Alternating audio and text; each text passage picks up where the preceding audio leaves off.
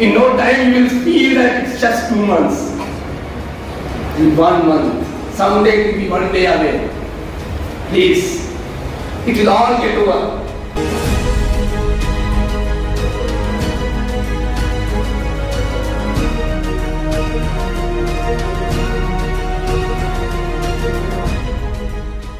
Hello everybody. Falcon Group of Institution is organizing a series of talks of an internationally renowned motivational speaker and career counselor as well as a parent counselor, Mr. Saeed Ahmed from Pune. He is on the tour of Karnataka where he will travel almost 14 districts of Karnataka state. And he has traveled from Bhatkal, then Mangalore. He was in Mangalore campus. Then he visited the Falcons Mysore campus. He was on the visit of Bangalore today. He conducted the session for parents and students, separate sessions, where the topic for the students was how do the children design their own future. And for the parents, the topic was effective parenting and the challenges which the parents face in 21st century. On this successful career yatra as well as this motivational yatra which Sai Saab takes out every year across the country, we have a very to the point question to Sai Saab and a message for the other parents, those who are listening to this particular video, as to what is the challenge which any parent is facing in this 21st century and what are the things they should take care for an effective parenting. First of all मैं आपका पहले शुक्रिया अदा करता हूं कि Falcon group के जानिब से आज बच्चों के साथ हमने इंटरेक्शन किया. कुछ पेरेंट्स भी आए थे लेकिन उनकी तादाद कम थी. पेरेंट्स को भी इसका एहसास ही नहीं है कि इफ़ेक्टिव पेरेंटिंग क्या होता है. मैं गांव-गांव शहर घूमता हूं. अब तक मैं तकरीबन 16 साल में 20 रियासतों के 400 से ज़्यादा शहरों में मैं घूमा हूं और लाखों लोगों के साथ. हाल ही में हमने 65 डेज़ का सफ़र किया. ये तो माशाल्लाह ये जो यात्रा कर्नाटक की हमने शुरू की वो 14 दिन की थी. ये मुख्तसर थी क्योंकि माह रमज़ान भी शुरू होने वाला है. बहरहाल अब्दुल सुभान साहब ने जो बात की है कि उसका मैं जवाब देना चाहूँगा. इफ़ेक्टिव पेरेंटिंग देखिए, तालीम और तरबियत, इल्म और अमल वाली बात होती है. अमल ट्रेनिंग से आता है, इल्म इंस्टीट्यूशन के ज़रिए आता है, असातिज़ा कराम देते हैं, टीचर देते हैं. पेरेंटिंग की इम्पॉर्टेंट ये है कि मट्टी का गोला आप किसी माली के पास देते हैं साहब.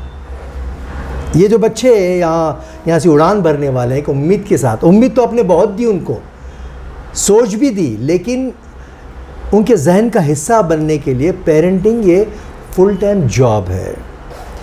ये तरबियत ख़रीदी नहीं जा सकती साहब. इसके लिए वक्त देना पड़ता है. नो डाउट आपकी बहुत मसरूफ़ तरीन ज़िंदगी है, लेकिन उसमें से कुछ वक्त, कुछ मिनट किस तरह दे सकते हैं. It's a full time job.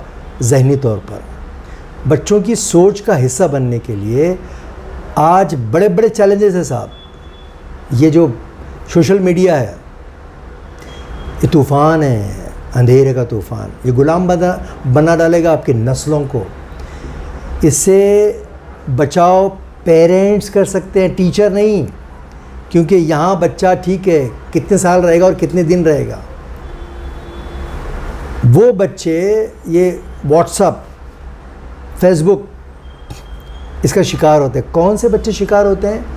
ये सर्वे से साबित हो चुका है. वो बच्चे इसका शिकार होते हैं जिनको माँ बाप की क़ुर्बत कम मिलती है. क़ुर्बत, उसके लिए पैसे देने की ज़रूरत नहीं है. आप तरबियत ख़रीदना चाहते हैं, ख़रीदने की ज़रूरत नहीं है. वक्त दीजिए. 24 घंटे में से कुल मिलाकर 10 मिनट दीजिए, वो भी वक्फे से. आप बच्चे में चेंज पाएंगे, उसके जहन का हिस्सा बनिए, उसके रुझान को मजबूत बनाइए. आप पीछे आपकी स्क्रिप्ट होती है और उसको डायरेक्शन मिलती है टीचरों के ज़रिए आगे बढ़ने के लिए. तो पेरेंटिंग एक बहुत बड़ा चैलेंजेस है. माँ कि मोहब्बत को सलाम, बाप की मोहब्बत को सलाम। दुनिया में माँ बाप से बढ़कर औलाद का भला चाहने वाला कोई भी नहीं होता साहब, सवाल ही पैदा नहीं होता। ये दो ही तो है ख़ास रिश्ते। लेकिन ये जहालत ले डूबती है, अंधी मोहब्बत, माँ की अंधी मोहब्बत। प्रायोरिटीज़ एजुकेशन के लिए अखराजात का कंसेप्ट हमारे पास नहीं है। खाने पीने तो भरपूर देते हैं आप, वो बजट बनना चाहिए। आप क्या अपने बच्चे के लिए ये बजट बना चुके हैं? बजट क्या है आपका? उसमें कॉन्फिडेंस आप दे सकते हैं। ऑलमोस्ट एक बड़ा टॉपिक है। अब अब्दुल सुभान साहब ने बात छेड़ी, इसलिए मैंने मुख्तसर एब्स्ट्रैक्ट करके कुछ चीज़ें आपके सामने रखी हैं। सही साहब, मैं जब पेरेंट्स से बात करता हूँ तो एक कॉमन कंप्लेंट पेरेंट की ये होती है कि बच्चा सुनता नहीं है। हाँ, अरे ये तो उसका कोई इलाज? एक ईमानदारी से बात कहूँ, वो कितना सुनते हैं? बहुत सही। नहीं सुनते हैं वो जिस दिन सुनेंगे ना साहब, ठीक है कुछ बातें बच्चे इरिलेवेंट बोलता है, वो कुछ भी बोलता है, उस पर पैशन चाहिए। कई बार उसके मसाइल का हल हमारे पास नहीं होता, सुन तो लो आप। कई मसाइल ऐसे होते हैं बच्चों के जो पेरेंट्स लाजवाब होते हैं, तो उसका इज़हार गुस्से में, चिढ़ में, चुप बैठो कुछ नहीं समझता, बाद में देखेंगे। नहीं, उसको आप जवाब न दें, आपके पास मसले का हल नहीं है ना, तो सुन लें। और सुनना मतलब क्या? अच्छा ओह ठीक है, सिर्फ आप सुनेंगे भी ना तो रिलीफ मिलता है। कई बातें सुनने से तरबियत होती है साहब। उसको ये एहसास होता है कि मेरी कंप्लेंट पूरी सुन तो ली उन्होंने, तो आप उनको सुनिए, बदले में आपको सुनेंगे। ये जो टॉपिक है पेरेंटिंग का टॉपिक, बहुत बड़ा टॉपिक, बहुत बड़ा टॉपिक है, बहुत बड़ा। इसके लिए काफ़ी वक्त चाहिए। जी जी जी। लेकिन मैं चाहता हूँ कि आप ऐसे 5 नुस्खे बताइए जो कोई भी पेरेंट अपने तौर पे एक पुड़िया के तौर पे रख ले और उसको इम्प्लीमेंट करना शुरू करे अपनी रोज़मर्रा ज़िंदगी में। ऐसे 2 से 4 एक पॉइंट तो बहुत अच्छा आपने बताया कि ये बहुत बड़ा टॉपिक है। एक बात है कि आप 10 मिनट, मैंने कहा था, वक्फे से अपने बच्चे की सोच का हिस्सा बनना। एक, उसको दोस्त समझना। जब आप पता चले कि आपके वो चप्पल पहनने के लायक हो गया, उससे दोस्त बना दीजिए साहब। जब आपको लगता है कि बेटी माँ के चप्पल जूते पहन रही है, वो उसको रिस्पेक्ट दीजिए जिसका वो मुस्तहिक है, उससे मशवरे कीजिए, उसको ज़िम्मेदार बनाइए। तीसरा पॉइंट हो ज़िम्मेदार। उसको ये बताइए कि बेटा तुम हमारी आंखों की ठंडक हो, तुम हमारी आंखों की ठंडक कैसे बन सकते हो। ये तो तीन एक पॉइंट, 4 पॉइंट ये हो गए। दूसरी बात, लड़की आपकी 10 मिनट लेट आती है तो आप बेचैन होते हैं, होना भी चाहिए। फ़ोन करते हैं, भाई क्या बात है, क्यों बस लेट आई क्या? लड़का 1 घंटा लेट आता है साहब, आपके कान पे जूं नहीं रेंगती। लड़की के लिए आप बहुत फिक्रमंद हैं साहब। लड़का आपकी तरह बनाना चाहते हैं, कभी भी आएगा कभी भी जाएगा। नए चैलेंजेस में ये सारी चीज़ें रद्द हो चुकी हैं। लड़का 10 मिनट लेट आता है तो वो भी जवाबदेह होना चाहिए, मोहब्बत के साथ। वो 10 मिनट लेट आता, फॉलो अप करना चाहिए, भाई कहाँ रुक गए आप, क्या वजह थी। और वो जो बोलता है उस पर यकीन कीजिए। ठीक है, लड़के घर के काम ज़्यादा करते हैं, उनकी ज़िम्मेदारी भी आती है, ये लाना है वो लाना है, उसके लिए कुछ तो टाइमिंग है ना साहब। दूध लाने अगर गया तो 1 घंटे बाद आएगा। उसके हाथ से अगर आप सिगरेट पीते तो मत मंगाइए, गुटखा खाते हो तो उसके सामने मत खाइए। ये बहुत ही विरासत में आप उसको तरबियत दे रहे हैं। तो ये कुछ चीज़ें हैं, उसको रिस्पेक्ट दीजिए। दूसरे बच्चों से कंपैरिजन मत कीजिए, हवाले मत दीजिए, उनका बच्चा, एहसान मत जताइए, सब तेरे लिए किया, सब तेरे लिए। और उसको पप्पू मत बनाइए, उसको ये मत बताइए भाई तो ठीक है मैं हूँ, तुमने कोई किसी का बोझ नहीं उठाता, खुद का बोझ खुद ही उठाना होता है। किसी शायर ने क्या खूब कहा है कि हवा के रुख पे रहने दो, ये चलना सीख जाएगा, ये बच्चा लड़खड़ाएगा, चलना सीख जाएगा। माशाल्लाह। आई थिंक मैं 4-5 पॉइंट बोल रहा था, काफ़ी ज़्यादा पॉइंट्स आपने गिनवा दिए। बहुत कम, मुझे लगता है कि एक बहुत कम टाइम में बहुत इख्तिसार में आपने बहुत ज़्यादा कह दिया। जी जी जी। समझने वाले के लिए सिर्फ इशारा काफ़ी है। मुझे भरोसा है कि वो जो इशारे सईद साहब ने किए शायद हमारे पेरेंट्स उस बात को समझेंगे।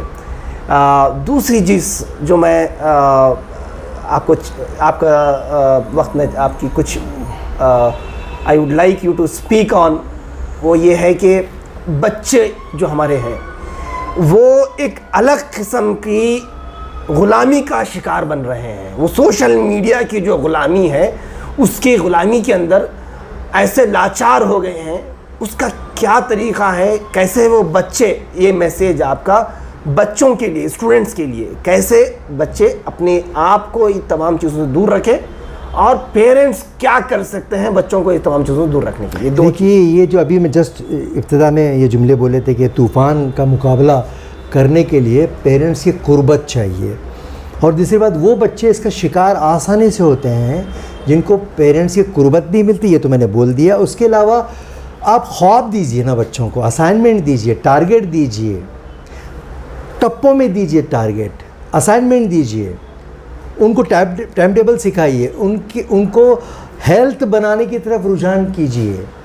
ये सुखा देगा हमारे ब्लड को, हमारे जहन को, दिमाग को सुखा देने का, ये सुखा देगा ये दिमाग को। और जो बच्चे डिप्रेशन में होते हैं, एहसास कमतरी में होते हैं, देखा यही गया है, वही बच्चे 13 घंटे रात भर इसका शिकार हो रहे हैं। उनको ये रोक, ये मसले का हल नहीं है। इस तूफ़ान को आप रोक नहीं सकते, ये ज़रूरत बन चुका है, ये ज़रूरत बन चुका है। ये हम पे सवार नहीं होना चाहिए, हम इस पे सवार हो जाएं। तो कैसा होगा साहब, आप बच्चों के साथ एक्टिविटी कीजिए, खाली वक्त पे पिकनिक कीजिए, आप एक खुशहाल ज़िंदगी जिएंगे तो ये अंधेरा आप पर हावी नहीं होगा। उनको बताइए भाई ये देखना ज़रूरी है, टेक्नोलॉजी है, इसमें क्या नहीं देखना चाहिए और क्या देखना चाहिए, किस जगह पे जाना चाहिए। यकीन जानिए बच्चे आपका सुनेंगे, आपका ज़रूर सुनेंगे। और ये आप करके देखिए, बच्चों के साथ इन्वॉल्व हो जाइए। आप जो इंसान ख़ुद के लिए खूबसूरत ज़िंदगी जीता है, मैं इंडिविजुअल कह रहा हूँ, ख़ुद के लिए मैं कितना सेटिस्फाइड हूँ, मैं अपने काम से सेटिस्फाइड हूँ क्या? आप ऑफिस का बोझ घर पे तो नहीं डालते हैं, आप दूसरों की टेंशन घर पे तो नहीं बरसाते। जो इंसान खुशी से ज़िंदगी जीता है, सेटिस्फैक्शन, जीने का इत्मीनान जिसके पास है, वही अपने बच्चों को सुकून दे सकता है, ये तूफ़ान से बचा सकता है। सेल्फ़ एनालिसिस कीजिए, ख़ुद का मुहासबा कीजिए, आपको जवाब मिल जाएंगे। हर मसले का हल है। और उसके दोस्त लोग कौन कौन से हैं उस पर ज़रूर ध्यान दीजिए, और उसको सख्ती मत कीजिए उनसे दोस्ती तोड़ने के लिए। ऐसा कुछ हिकमत अमली इख्तियार कीजिए कि वो आसानी से वहाँ से छूटे। इसके लिए फिर कभी हम एक वर्कशॉप रखेंगे, अगर आपकी डिमांड आती है तो इंशाल्लाह। इंशाल्लाह। बहुत इख्तिसार में आपने आई थिंक जो एक पूरे वर्कशॉप में जो जूज़ निकलता है उसको आपने कहा है। मुझे उम्मीद है कि ये जो मैसेज, जो तड़प आपके दिल में है, जो हमको फ़ील हो रही थी आपके सेशन में, जो आप बच्चों तक पहुंचाना चाह रहे थे, जो सोशल मीडिया का जो असर हमारे नौजवानों के, हमारे नस्लों के ऊपर पड़ रहा है, उसके ताल्लुक़ से हम तमाम को एक तरीक़े से एक लाइन में मेहनत करनी है और अपने बच्चों को, अपने नस्लों की फ़िक्र करनी है। इंशाअल्लाह ये मुस्तक़बिल रोशन है उसी वक्त जब हम इसको उस रोशन मुस्तक़बिल के लिए मेहनत करें, पूरे मुनज़्ज़म तरीक़े से एफ़र्ट्स लगाएं, तो इंशाअल्लाह ये हमारी नौजवान नस्ल इंशाअल्लाह एक बेहतर से बेहतर मुस्तक़बिल में हमें ले जाएगी। जज़ाकल्लाहु खैरन। आपका बहुत बहुत शुक्रिया फ़ाल्कन इदारा। Thank you. जज़ाकल्लाह।